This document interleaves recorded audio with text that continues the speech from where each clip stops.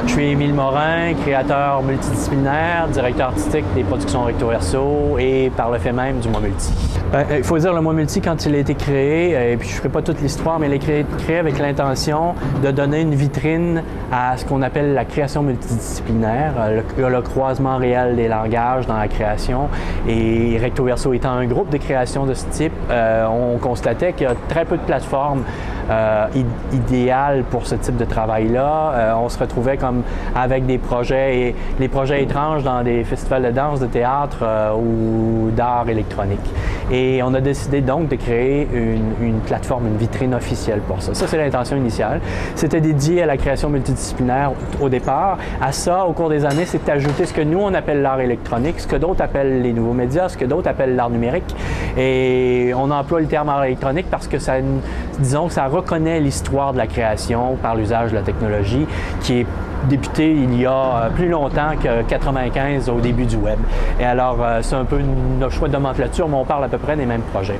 Donc, depuis quelques années, cet aspect de la création a pris beaucoup d'importance et c'est un croisement très naturel pour nous. Il faut défaire un mythe. La création multidisciplinaire au Canada et au Québec est née à Québec. Elle existe à Québec depuis une trentaine d'années. Elle a été nourrie par beaucoup de créateurs à Québec et Québec est probablement le nid, l'endroit où on a réfléchi la création multidisciplinaire, on l'a fait évoluer.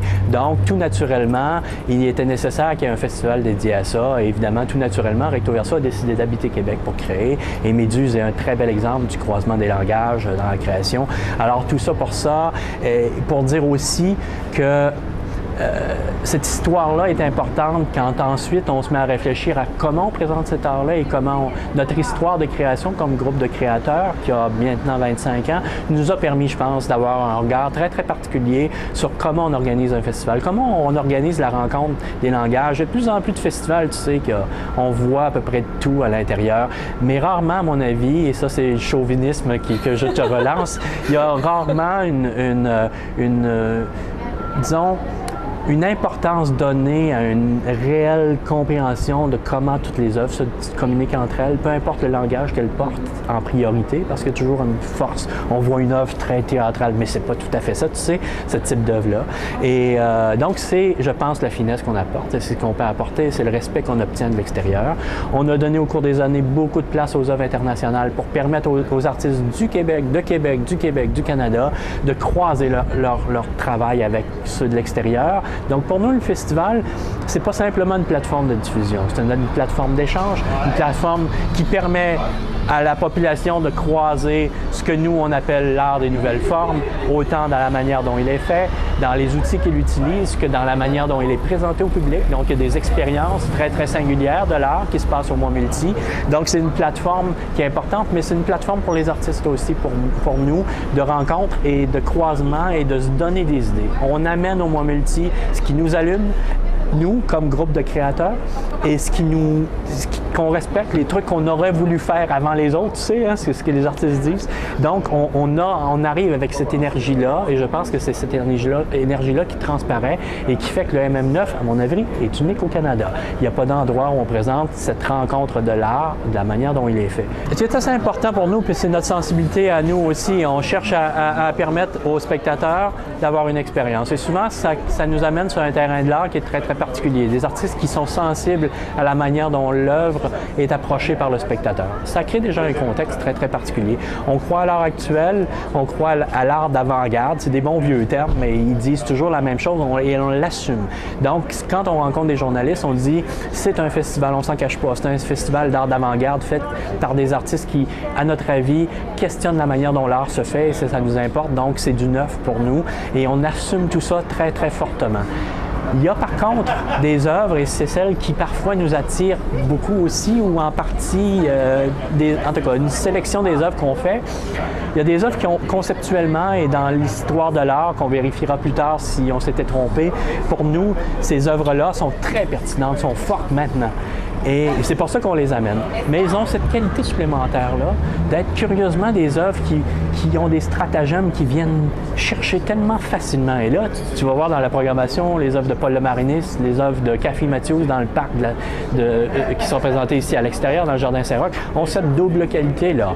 Alors, ça les rend pas moins intéressantes. Au contraire, elles sont juste plus intéressantes. Elles ont cette qualité-là, par contre, d'être très facilement approchables.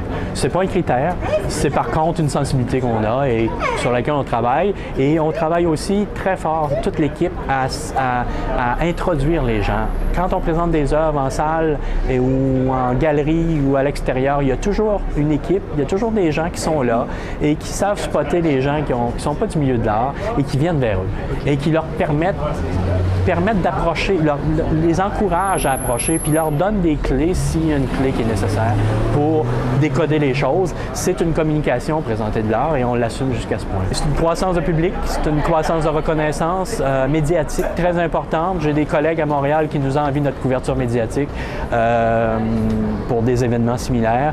Il y a une croissance et il y a un public très, très constant, mais aussi en croissance. Chaque année, on voit des gens qu'on n'avait jamais vus. Et ça, pour nous, c'est très important. La seule raison pourquoi on fait ça, c'est qu'on imagine qu'il y aura une croissance de ça. On croit à la rencontre de l'art actuel et de la population.